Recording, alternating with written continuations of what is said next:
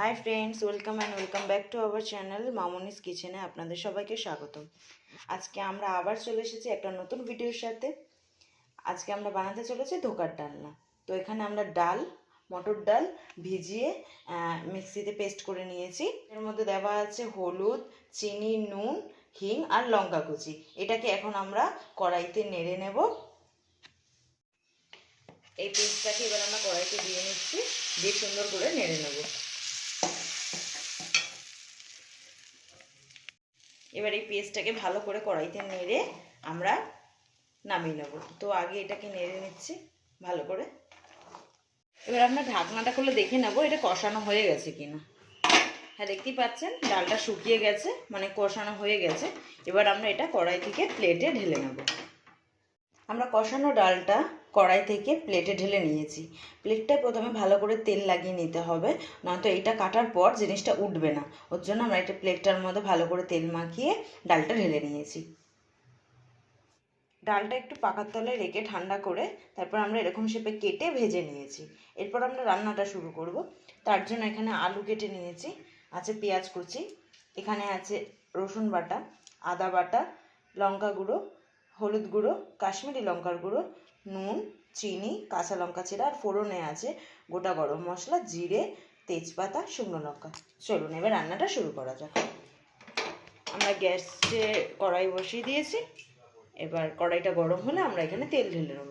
দেখতেই পাচ্ছেন তেলটা গরম হয়ে গেছে। এবার আমরা একে একে আলুটাকে লাল করে ভেজে নেব।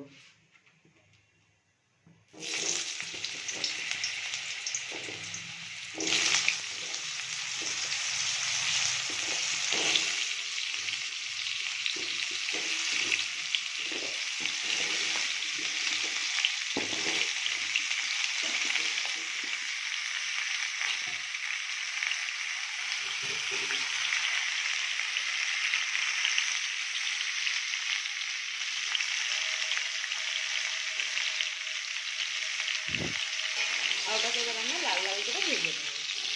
দেখতে পাচ্ছেন আলুটা আমরা ভেজে নিয়েছি হালকা করে। এবার এটা কড়াই থেকে আমরা বাটিতে ঢেলে নেব। দেখতেই পাচ্ছেন আপনারা, আমরা কড়াই থেকে আলুটা তুলে নিয়েছি। এবার রান্নাটা শুরু করব। ওই ভাজা আলুর তেলের মধ্যে আমরা এবার ফোড়ন দিয়ে দিচ্ছি শুকনো লঙ্কা, তেজপাতা, গোটা গরম মশলা আর জিরে।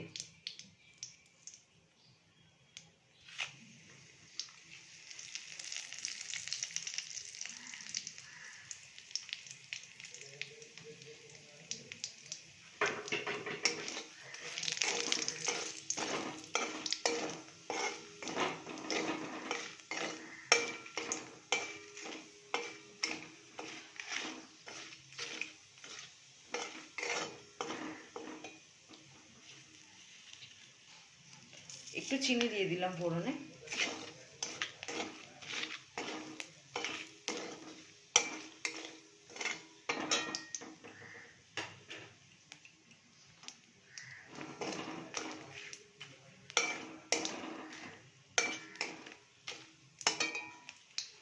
এবার এর মধ্যে দিয়ে দিচ্ছি একে একে পেঁয়াজ কুচি।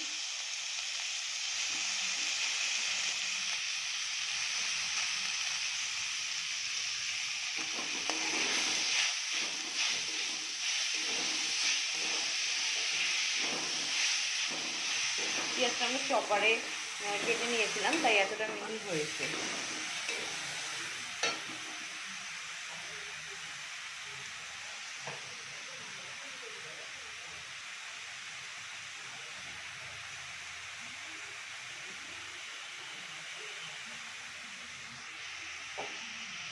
এবার পেঁয়াজটা একটু হালকা ব্রাউন করে ভেজে নেব।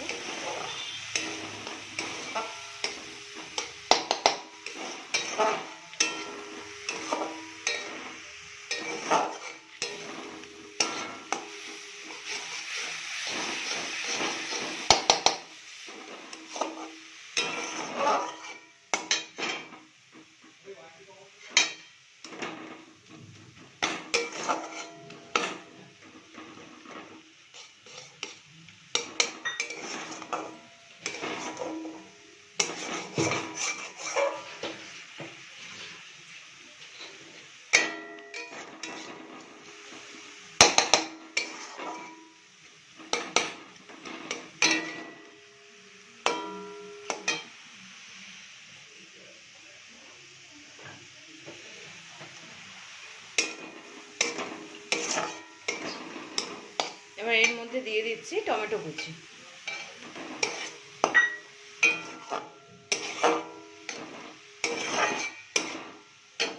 এবার দিয়ে দিচ্ছি একটু রসুন বাটা, রসুন বাটাটা অল্প, আদা বাটা,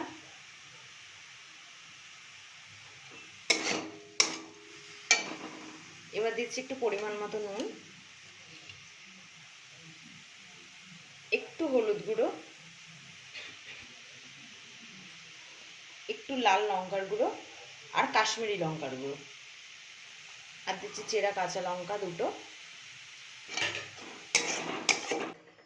এবার এই সমস্ত জিনিসগুলোকে একসাথে ভালো করে মিশিয়ে ভালো করে কষিয়ে নিতে হবে।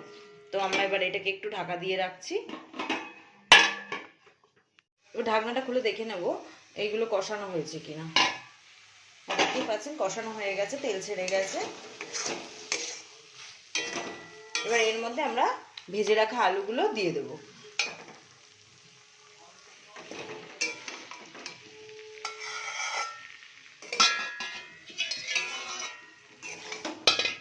এবার আলু দিয়ে মশলাটা ভালো করে কষিয়ে নেব।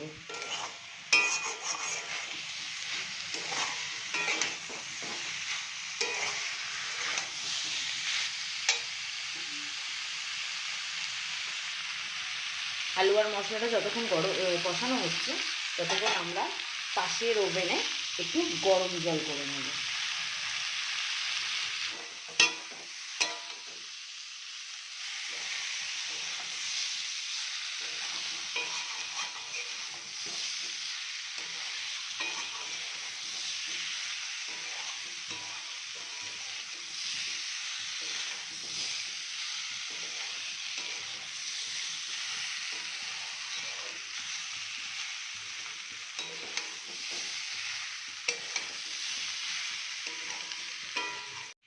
আলু দিয়ে মশলাটা ভালো করে কষিয়ে নিয়েছি। এবারে আমরা পাশে যে গরম জলটা বসিয়েছিলাম সেটা এবার এটার মধ্যে দিয়ে দেবো।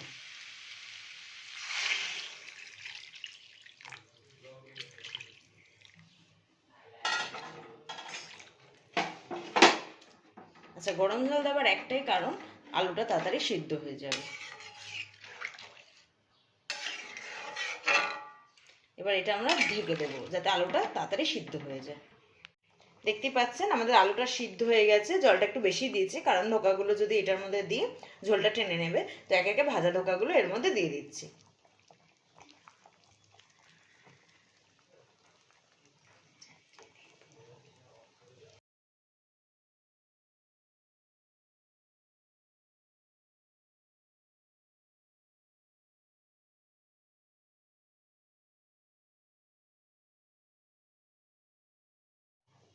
তো ধোকাগুলো আমরা এর মধ্যে দিয়ে দিয়েছি।